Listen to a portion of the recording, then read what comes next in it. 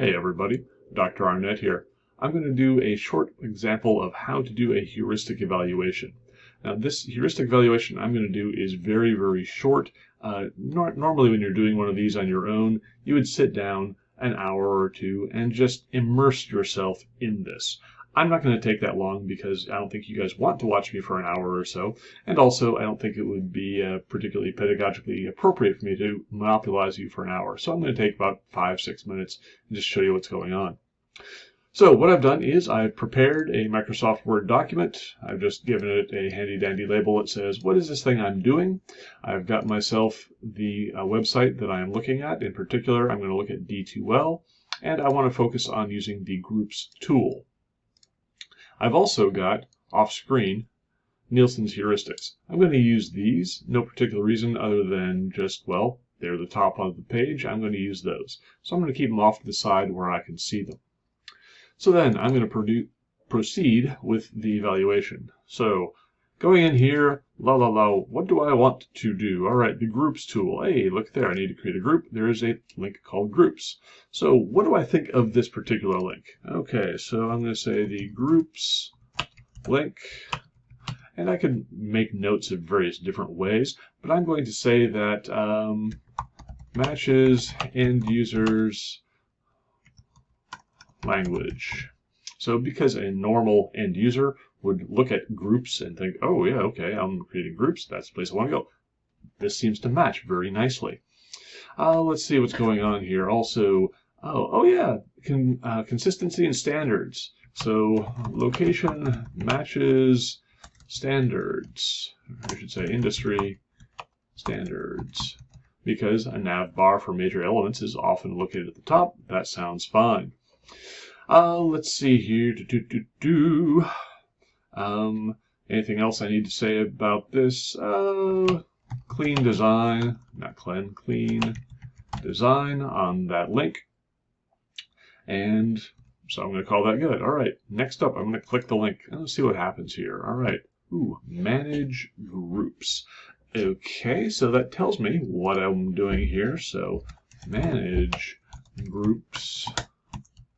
If I can type, GROUPS, label or heading,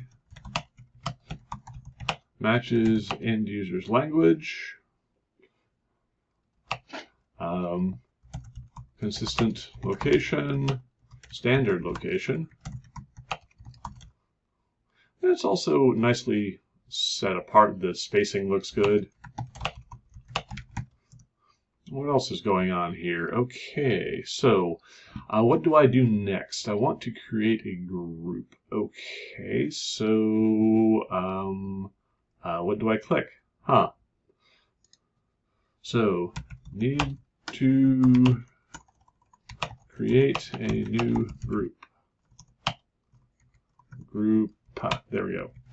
So what am I going to say about this? No clear indication for a user how to start a new group. That's not particularly good. Let's see here. Oh, also, that violates number 6.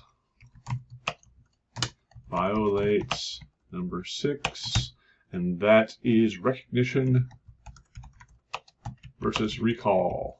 So once a person actually uses this, they will realize that, oh, I got to click the new category button here, but I wouldn't know that until I actually use this once or twice. So I'm being forced to tell or forced to remember what it is. And also, if I hover over it, it doesn't give me any help here. So this is also a lack of help for a new user. Rule number 10 there, help and documentation. Okay, that's a problem. What else is going on here? Okay, so I'm looking through. I want to create a new group. So I guess I click new category, nothing else to do. What should I do here? All right. New category, category information. All right. So this is the new category. Gory page. heading, label, not user's language. So new category. What's a category? Category information. That seems redundant as well. So, let's see here. Yeah, redundant label, redundant double headings, because we've got, as I said, category and category information. Well, what about? I don't get it as a user. So I'm going to click there. I'm going to say what's going on here. All right, category name. All right, so what exactly is this? Now this new category page, I'm also looking at it and thinking, okay, the design is fairly minimalist. So I'll say minimalist design is okay. It's not particularly attractive. And actually this stuff over here, the editing tools, I'm going to say minimalist layout is okay, but the editing tools are odd looking. Okay, now you see what's happening as I'm going along here. I'm just sort of spitballing and seeing things that occur to me. So what I would do then is just continue on and use this list of heuristics. When I look at the pages, what am I seeing here? Okay, la la la la. If I type in something, all right, I get a name there, description. What am I describing? Where does it? Who sees this? Where is it seen? Where's it going to show up? Is this for me? Is this for the users? I don't know. Make notes of all of these issues. Point being, then, once you actually get back to the analysis part, you've got all these things. You're going to have gone through it for a while. You'll have just a page of notes, notes, notes, notes. Get together as a group and then compare the notes. And once you compare the notes, compare notes with your classmates, see where you agree or disagree. This is really the big deal here. So get those individual evaluations going, come together as a group. One person is probably going to find things that other people didn't see. If you find areas of commonality, that indicates, yeah, if it's a big problem, all sorts of people will see it. And thinking of big problems and small problems, so for example, the manage groups heading, actually need to create a new group. Let's use this one right here. No clear indication for how a user is going to start a group, violates number 6 recognition, recall, and lack of help for new user. Are these showstopper problems? Are they major problems or are they minor problems?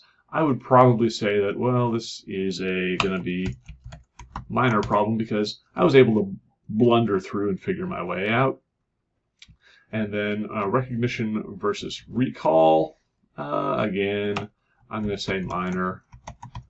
It wasn't huge, but it's sort of just a pain, like that really would benefit a user if it would have helped. And lack of help for new user, yeah, that's, well, they can blunder the way through it, but somebody who is really just getting started, that could be major, maybe minor, I don't know. I'm going to be conservative and call it minor and go from there. So compare your notes, see if you agree, see if you disagree. Put it all together in some sort of narrative that describes, here's a problem, or here's the thing we were trying to do, the user is trying to do this, these are the things they will see, and here are the problems that they encounter and the ratings of, are these big problems or these small problems. That's how you do a heuristic evaluation. If you have any questions, please feel free to email me, jarnet11@kennesaw.edu. Thanks very much, and I will see you all in class.